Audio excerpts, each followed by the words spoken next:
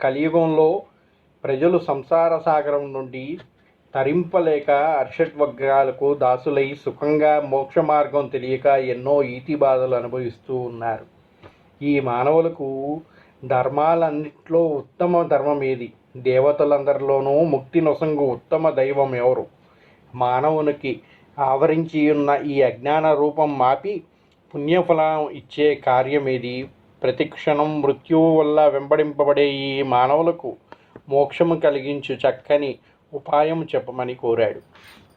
తన్ను విన్న సూతమహాముని, ఓ మునిపుంగవులారా, క్షణికమైన సుఖభోగాల కోసం పరితపించుతూ మందబుద్ధులు అవుతున్న మానవులకు ఈ కార్తీక మాస వ్రతం హరిహరాదులకు అత్యంత ప్రీతికరమైంది. దీన్ని ఆచరించటం వల్ల సకల పాపాలు హరింపబడి మరుజన్మ లేక వరం పొందగలుగుతారు. పుణ్యాత్ములకి మాత్రం